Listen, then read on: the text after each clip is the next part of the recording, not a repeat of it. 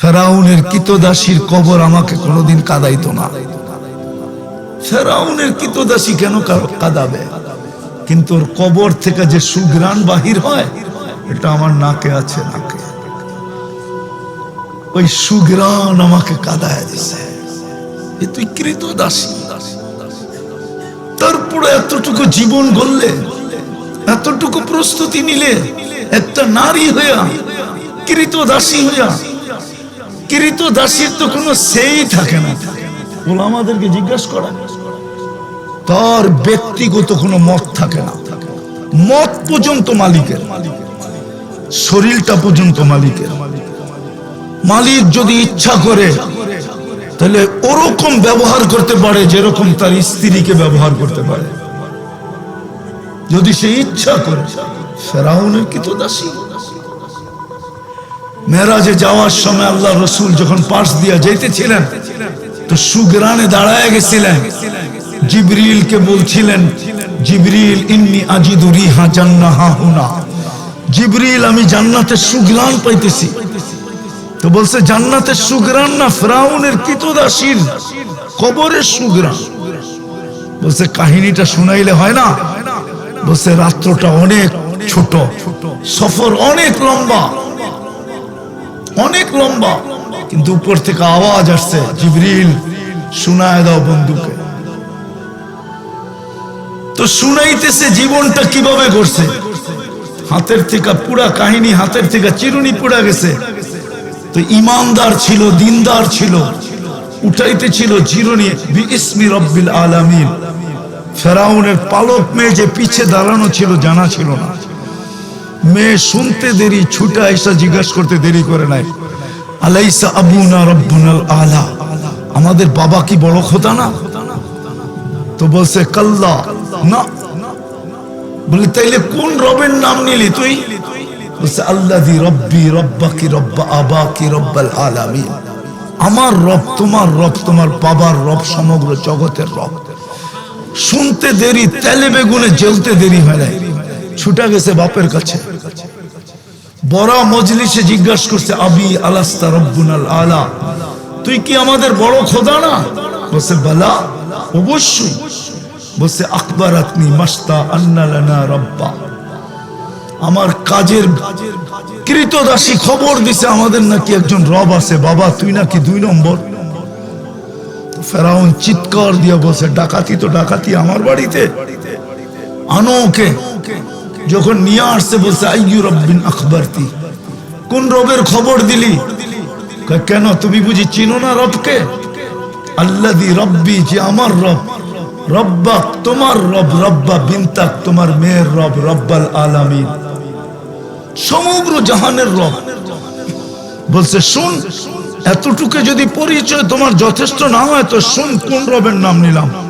আল্লাযী রব্বি লা ইলাহা ইল্লাহু আর রহমানুর রহিমুল মালিকুল কুদ্দুসুস সালামুল মুমিনুল মুহাইমিনুল আজিজুল জব্বারুল মুতাকাব্বিরুল খালিকুল বারিউল মুসাব্বিরুল গফফারুল কাহ্হারুল ওয়াহ্হাবুর রাজ্জাকুল ফাত্তাহুল আলিমুল কাবিদুল বাসিতুল খাফিদুর রাফিউল মুইজ্জুল মুযিল্লুস সামিউল বাসীরুল হাকামুল আদলুল লতীফুল খবীরুল হালিমুল আযীমুল গফুরুশ শাকুরুল আলিয়ুল কবীরুল হাফিজুল মুকিতুল হাসিবুল জলিলুল করিমুল রকিবুল মুজিবুল ওয়াসি আল হাকিমুল ওয়াদুদুল মজিদুল বাঈসুশ শহীদুল হকুল ওয়াকিলুল কবিয়ুল মতিনুল ওয়ালিয়ুল হামিদুল মুসি আল মুগদি আল মুঈদ আল মুহয়ি আল মুমীত আল হাইয়্যু আল কাইয়্যুম আল ওয়াজিদ আল মাজিদ আল ওয়াহিদ আল আহাদ আল সামাদ আল কাদির المقتدر المقدم المؤخر الأول والآخر الظاهر والباطن الوالي المتوالي البر التواب المنتقم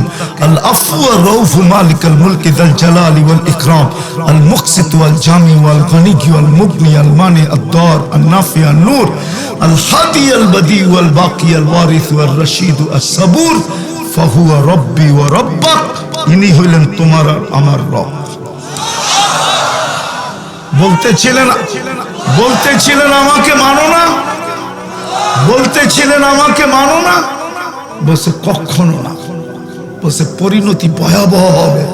বলছে ফাকদিমা আনতা কাফ, যা মনে চায় তা করতে পারিস, বলছে আনো কড়াই, ঢালো তেল, চালো আগুন। টকবক টকবক যখন করতেছিল, দুধের শিশু ছিল কোলে, তেলের ভিতরে নিয়ে ঢেলা দিছে। হায় হায়, মাস হইছে তো সইছে কি করে?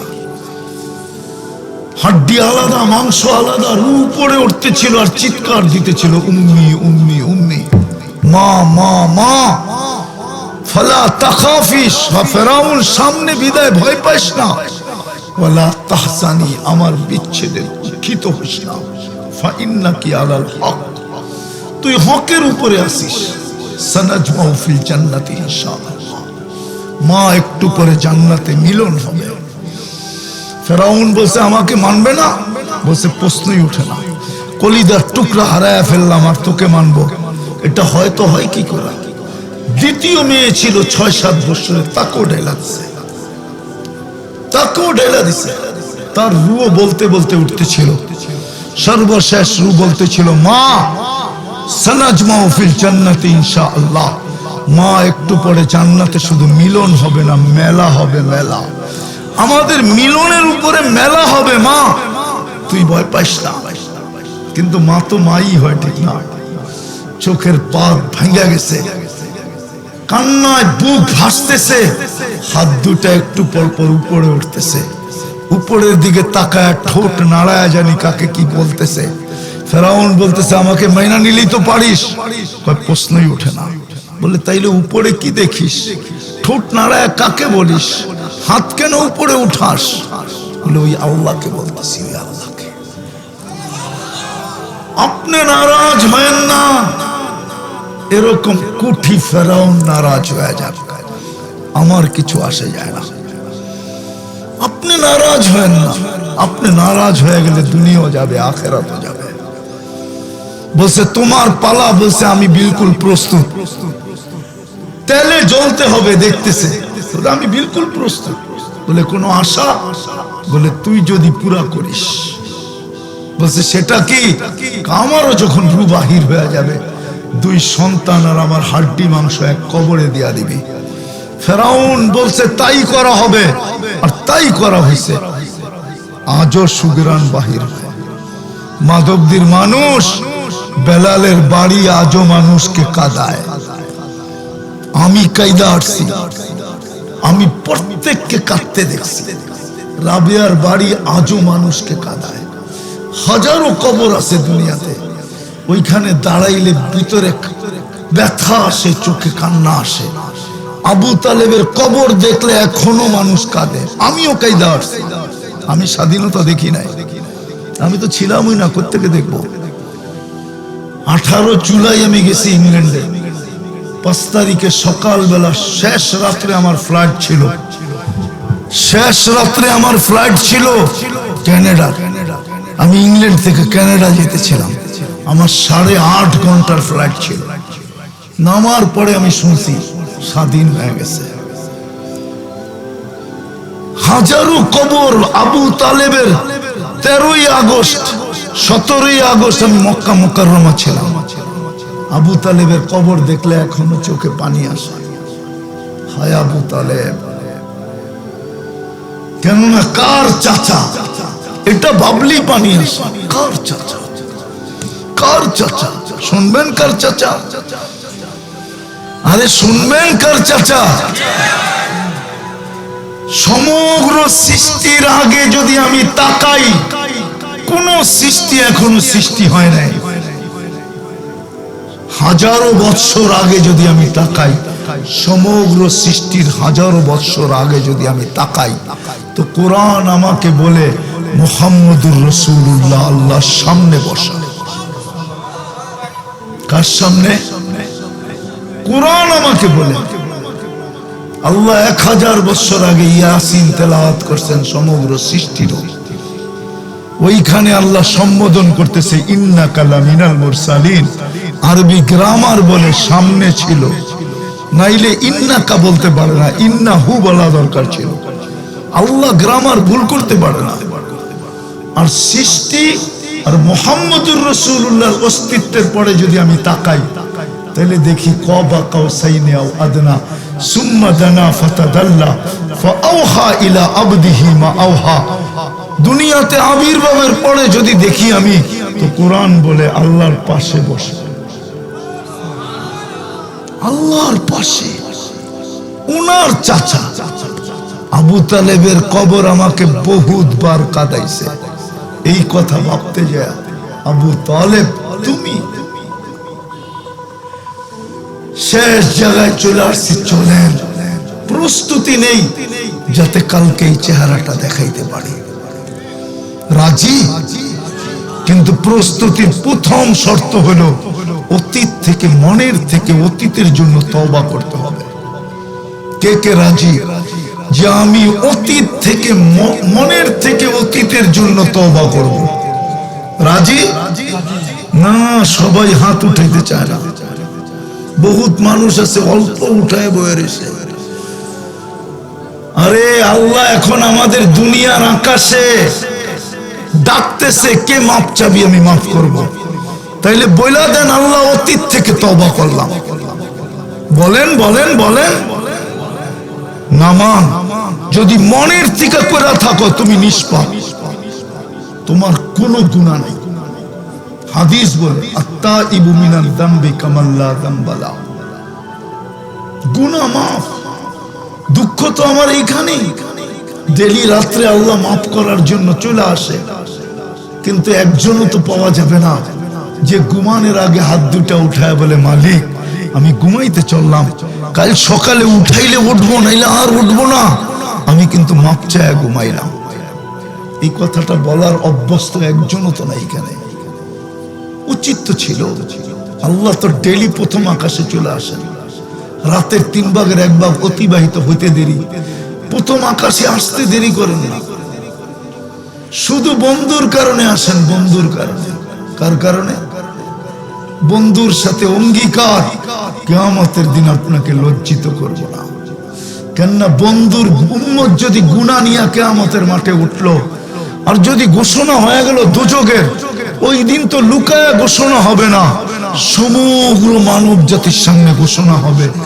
আর 1.25 লক্ষ নবীরা যদি শুনে, ওনার উম্মতরা যদি শুনে যে উম্মতে মুহাম্মদী দোজখে যাইতেছে, তো আমাদের রসুলের সাথে যে আল্লাহ অঙ্গীকার, লজ্জিত করবে না, আমাদের রসুল তো লজ্জা পাবে না।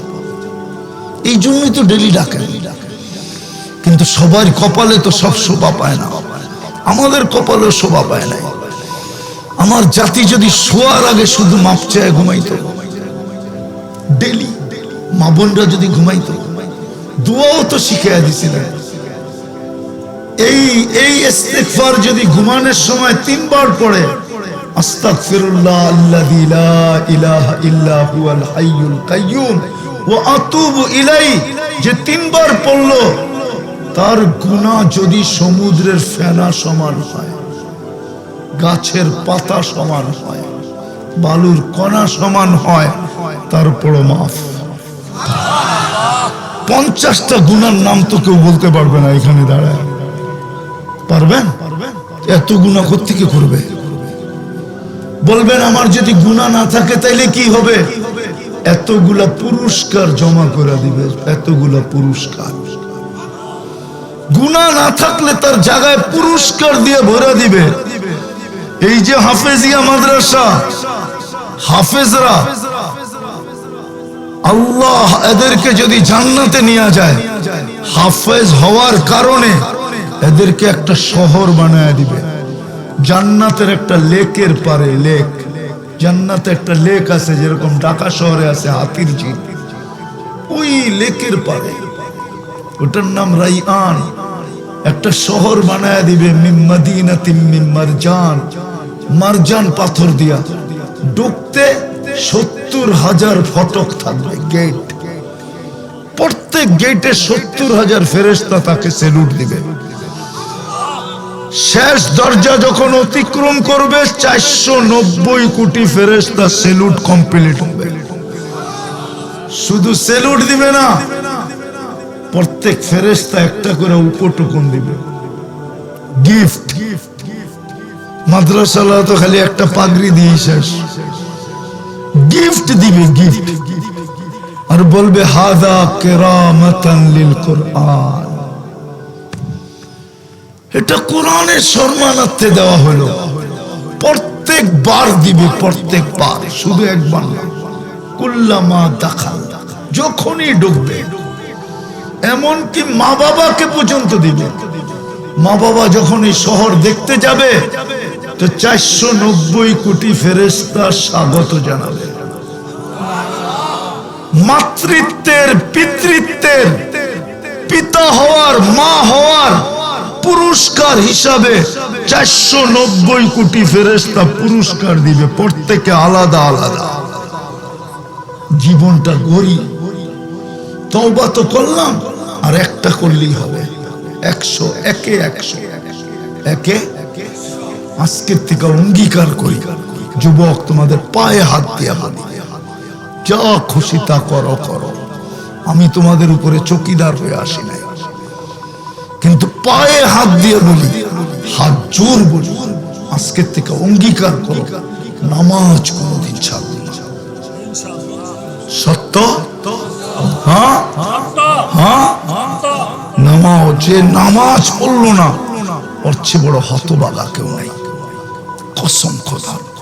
ওর চেয়ে বড় কপাল পোড়া কেউ নাই, ওর চেয়ে বড় অকৃতজ্ঞ কেউ নাই, ওর চেয়ে বড় নিমক হারাম কেউ নাই, সৃষ্টির ভিতরে ওর চেয়ে নিকৃষ্ট কেউ নাই।